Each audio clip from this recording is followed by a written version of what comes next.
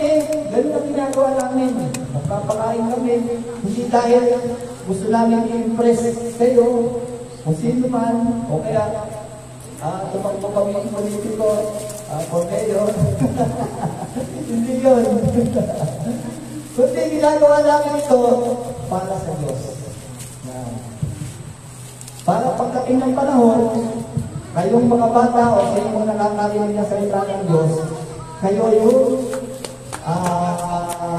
ibig sabihin, maging testimony para pagka nakarating tayo sa langit, sama-sama tayo. Yun yung requirements. Ngayon, hindi nakatawid o hindi nakapasa ang tinatatan sa requirements. Ano sabi ng Panginoon? Mabuti pa raw ang isang kamelyo na makapasok saan? Sa butas na labing. Pag-iwag mo muna na. Ano raw? Saan daw? Mabuti pa raw ang kamelyo na makapasok sa butas na karayom kaysa ang mayaman na makapasok sa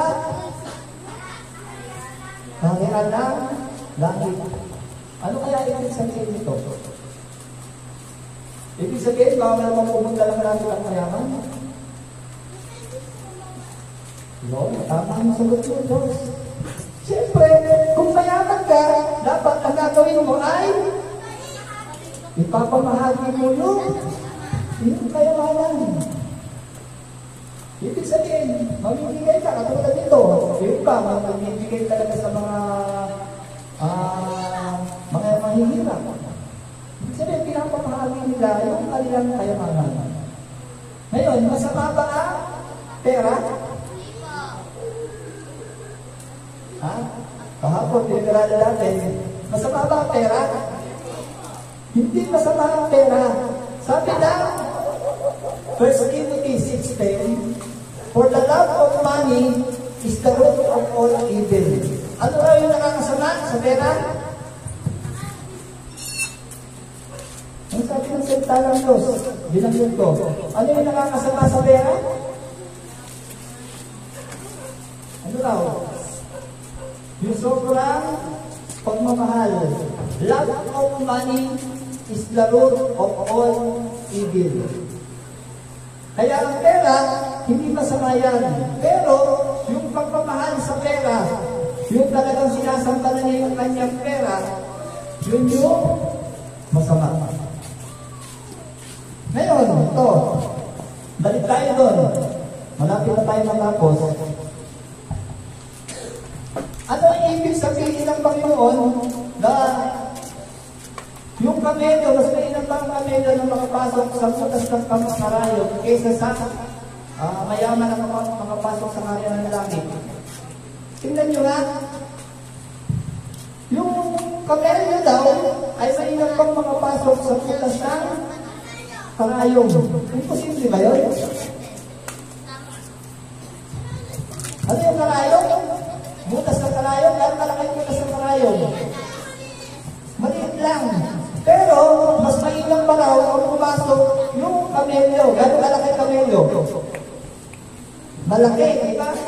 Matangkad ang kamelyo. Kaya kayo pumasok sa butas ng karayom? Ha? Hindi kaya, di ba? Pero ang sabi ng Panginoon, mas mainam pa raw kung makapasok ang kamelyo sa butas ng karayom kaysa ang mayaman na kapasok sa karayom ng langit. Ano ibig sabihin ito? Ito ay papaliwanag ko sa inyo last. Sa abroad, sino nakapunta ka ba ng abroad? Middle East? Ayon sa pag-aaral, hindi pa lang ibig sabihin yung karayom na to ay yung karayom na ginagamit natin sa pananahit. Hindi daw yun. Meron daw karayom na pinabanggit ang mga taga-Middle East na maliit lang na butas. Ang makakapasok lang doon ay ang kamelyo. Pero, bago makapasok ng kamelyo doon, ano gagawin? Tinatanggal na muna lahat ng kanyang mga daladala. Ibig sabihin, sa isang butas, isang butas. Saan ba? Ayan, tayo na lang. Sa isang butas, sample ko na lang ito. Saan ba? Ayan, dito na lang. So, ito. Hindi, siguro dito. Medyo maliit. Ayan, sa butas na yan. Nakita yung upuan.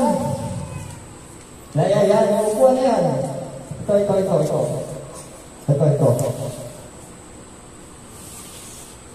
Makakapasok kaya, sino yung gusto pumasok dyan? Si Ricky, kaya kasya. Ngayon, pagdadalang kita ng isang bag, makakapasok ka kaya? Kaya pumasok, pagdadalang kita ng isang bag, tapos, may dala-dala kang isang, sabihin na natin, isang sakong bigas. Kaya mo pumasok sa isang ganyan. Ikaw yung hindi na lang. O, pagdadala mo sa yung pag-mag-exeroksan, makakapasok kaya ron? Siyempre hindi, di ba? Paano ka makakapasok doon? Hindi. Ang magagawin, tatanggalin lahat no dala niya. Kasi kung may dala siyang mga bag, may dala siyang mga yung kolorete sa kanyang katawan, hindi siya makakapasok doon. Kailangan, tanggalin muna yung kanyang dala-dala para siya ay makapasok. Ngayon sa langit, sino yung gusto pumasok sa langit? O sabi nyo, gusto nyo? Ano yung tatanggalin daw? Ano yung tatanggalin para makapasok sa langit? Dala-dala. Ibig sabihin, yung dala-dala natin, for example, yung pera ba, o kaya yung kayamanan ba, ay madadala sa langit. Di ba hindi naman madadala? Katulad yung tao o yung binatang na ating pinag-aralan. Hindi makakapasok kasi sa langit, pag pumasok tayo, sarili lang natin. Wala tayo, dala-dala.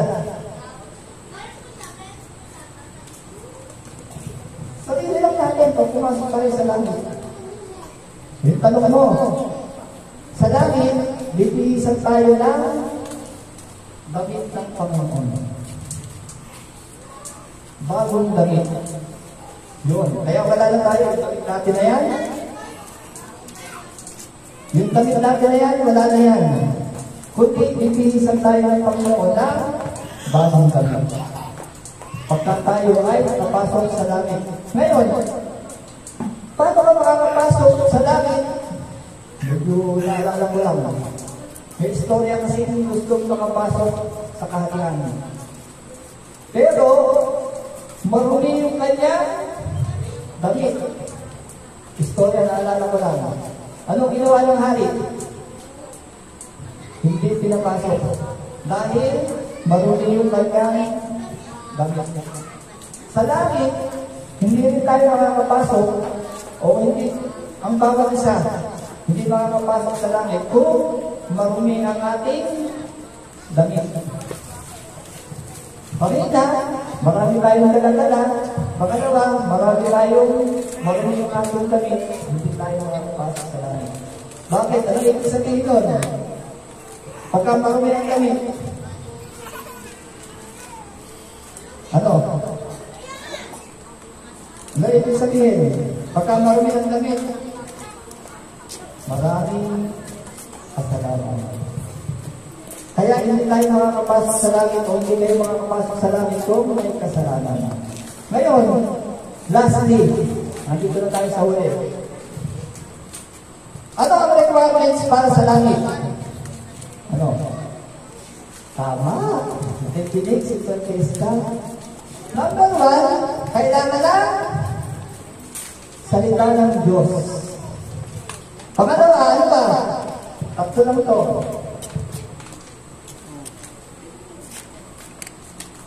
Sa pinag-aralan natin, ano yung ginawa ng binata?